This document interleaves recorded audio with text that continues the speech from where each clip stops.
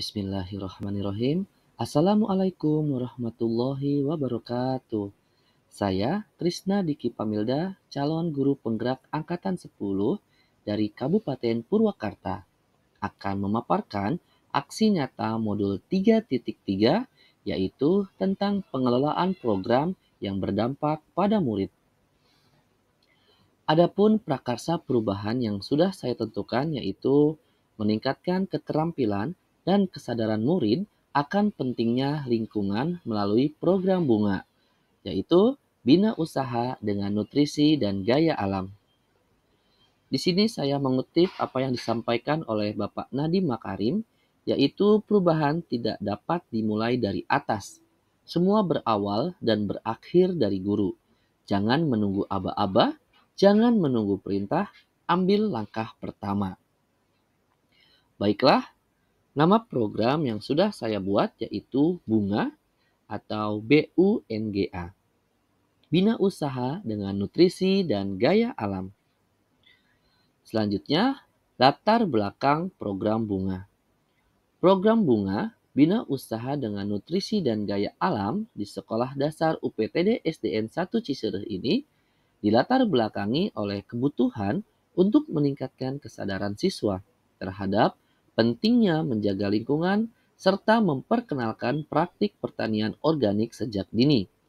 Di era modern ini, siswa cenderung kurang terpapar dengan aktivitas yang berhubungan dengan alam, sehingga pembelajaran kontekstual melalui kebun sekolah diharapkan dapat menjadi solusi untuk mengembangkan keterampilan hidup, tanggung jawab, dan kecintaan terhadap lingkungan.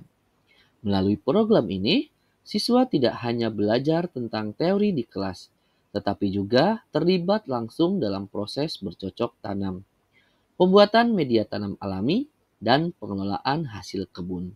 Sehingga mereka mendapatkan pengalaman praktis yang relevan dengan kehidupan sehari-hari.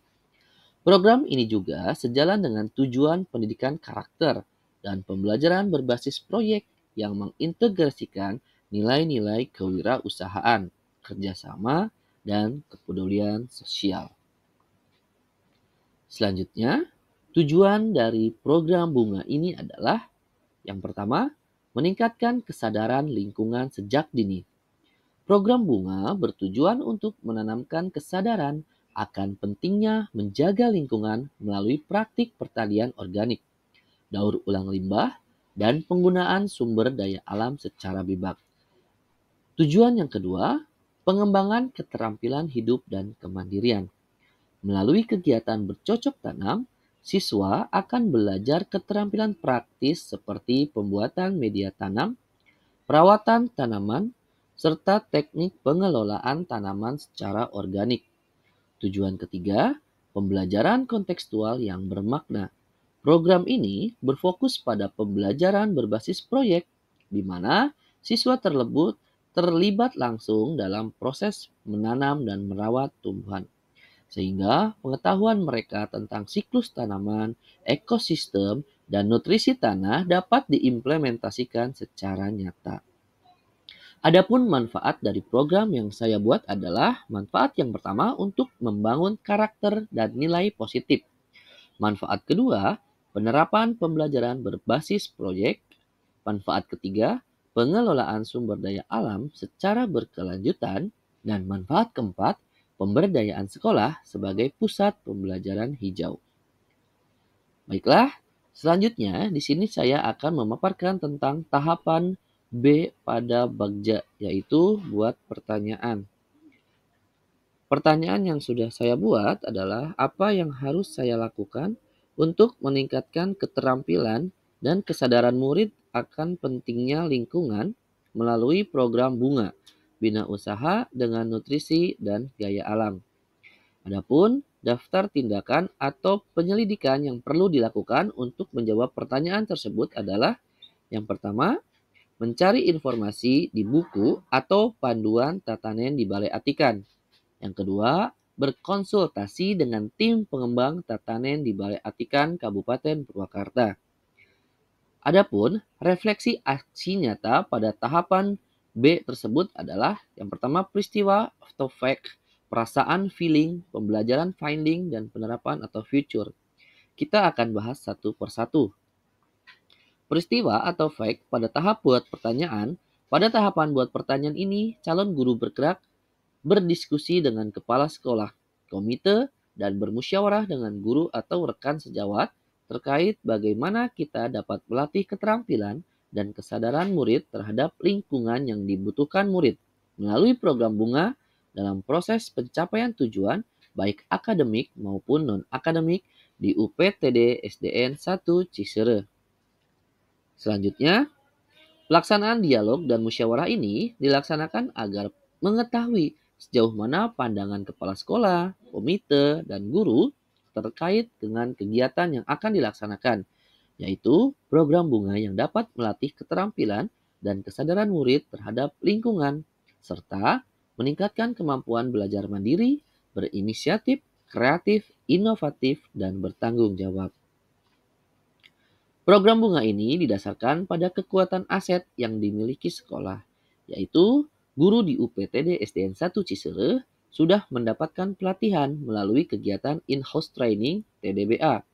Selain itu, sekolah pun memiliki banyak lahan marginal yang dapat dimanfaatkan untuk pelaksanaan program bunga tersebut. Adapun perasaan atau feeling yang dirasakan adalah perasaan yang saya rasakan dalam pelaksanaan program bunga ini adalah perasaan bahagia. Hal tersebut dikarenakan kepala sekolah, guru, dan orang tua murid mendukung sepenuhnya program ini. Dukungan tersebut membuat saya semakin bersemangat dan mempunyai kekuatan tambahan dalam menjalankan program bunga. Saya optimis program ini dapat melibatkan murid secara aktif sehingga dapat meningkatkan keterampilan dan kesadaran murid tentang pentingnya lingkungan. Pembelajaran atau finding yang dapat saya ambil dari kegiatan aksi nyata ini adalah bahwa kita harus pandai menjalin komunikasi dan kolaborasi baik dengan kepala sekolah selaku pimpinan ataupun dengan rekan guru selaku mitra kerja, serta dengan orang tua murid agar setiap program yang kita rencanakan mendapat dukungan penuh dalam setiap pelaksanaannya. Pelibatan murid pun dalam merancang program dapat menumbuhkan kepercayaan diri serta rasa memiliki, sehingga memunculkan jiwa kepemimpinannya. Penerapan atau future. Dalam penerapannya, program bunga melibatkan murid di dalam penyusunannya. Hal tersebut dapat meningkatkan kepemimpinan siswa. Selain itu, dengan melihat kekuatan aset yang dimiliki sekolah, program bunga ini akan dilaksanakan secara bertahap, mulai dari sosialisasi kepada warga sekolah, membuat perencanaan, dan mengatur jadwal pelaksanaannya sampai program ini selesai. Dan tidak lupa terus dilakukan refleksi untuk memperbaiki dan melengkapi segala macam kekurangan dari program ini. Kemudian pada tahap A, ambil pelajaran pada tahapan bagja. Pada tahap ambil pelajaran ini, saya membuat 5 pertanyaan. Yang pertama, siapakah orang yang sudah pernah berhasil meningkatkan keterampilan dan kesadaran murid akan pentingnya lingkungan? Pertanyaan kedua, bagaimana dia menentukan program pembelajaran agar murid memiliki keterampilan dan kesadaran akan pentingnya lingkungan? Pertanyaan yang ketiga, aktivitas apa saja yang dia lakukan untuk mendapatkan hasil yang diinginkan?